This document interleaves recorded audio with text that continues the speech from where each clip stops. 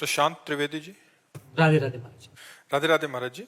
महाराज जी, क्या एक हाथी को खिलाने का पुण्य और 1 लाख चींटियों को खिलाने का पुण्य, क्योंकि हाथी की खुराक बहुत होती है, चींटियों की संख्या बहुत होती है, होना खिलाना भावना सेवा में? अगर हाथी में भी भगवान देख के पवारे और चींटी में भी भगवान देख के पवारे तो एक चींटी और एक हाथी के पवाने का बराबर पुण्य मिलेगा।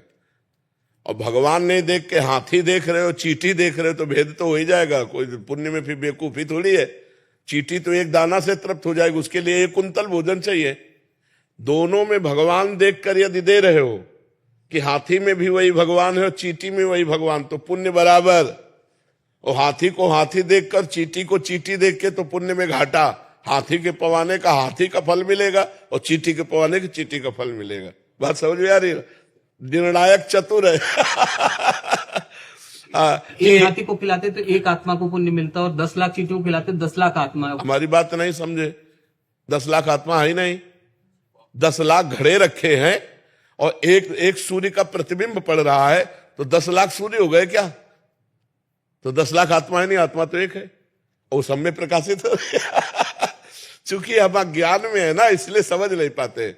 हमने जो पहला शब्द कहा, जो भगवान हाथी में है वही चींटी में है, अगर ये भावना करके हम पाते हैं तो बराबर फल मिलेगा, क्योंकि वही आत्मा है। आत्मा 10-20 नहीं है, आत्मा 10 लाख नहीं है, आत्मा एक है। देखो, अब आपसे कहें कि ये 5-7 बिजली है, आप हमको क्या कहोगे? बिजली तो एक ही है ना।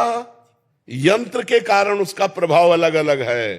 हीटर यंत्र है तो गर्मी फेंक रही, पंखा है तो हवा फेंक रही, एसी है तो ठंडा फेंक रही, लेकिन बिजली बस। ये खोपड़ियां अलग अलग हैं, बिजली एक है इनमें।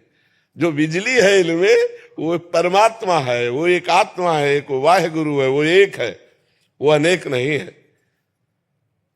बहुत अच्छे से समझ लीजिए, अगर हम भगवत भाव से किसी को पवाते हैं तो चाहे चींटी को पवाएं चाहे हाथी को पवाएं, हमें बराबर लाभ मिलेगा। और चींटी को चींटी मान करके और हाथी को हाथी मान करके, तो फिर एक हाथी पवाओ और 2-4 अरब चींटी पवाओ, तो शायद समानता की बात जो सोची जाए। क्योंकि परिणाम है ना, वो 1 कुंतल में छकेगा और 1 किलो में लाखों हो जाएंगी, नहीं हो जाएंगी। और अगर एक चींटी में आत्म तत्व भगवान को देखकर, एक हाथी में देखकर, तो बराबर फल मिलेगा। वो तुम देख के क्या पवाते हो, तुम्हारा विषय है। समझ गए? मन बहुत चंचल है, इधर उधर बार बार चला जाता है। हमेशा आपकी कृपा से नाम जप होती रहती है, पर फिर भी इधर उधर भटक जाता है। हाँ, कोई भटकने दो, उससे कोई फर्क नहीं पड़ता। मन जाने से हमारी हानि नहीं है, मन के अनुसार तन जाने से हानि है। मन हमारा कह रहा है खा लो, हम नहीं खाए, कोई फर्क नहीं पड़ा। अब मन कह रहा है खा लो, हमने खा लिया, अब फर्क पड़ जाएगा। तो मन जो कहे तो वो तो कहेगा, उसका स्वभाव है। जब तक भगवत प्राप्ति नहीं हो जाएगी तब तक वो कहेगा। तो मन के कहने के अनुसार हम क्रिया ना करें तो मन से हमारी कोई हानि नहीं है। वो धीरे धीरे आ जाएगा, लाइन में आ जाएगा। खूब नाम जप करते रहो, मन के अनुसार क्रिया कर दी तो फिर नहीं आएगा, फिर तो और भटकना शुरू हो जाएगा। क्रिया को रोकना है मन के अनुसार जो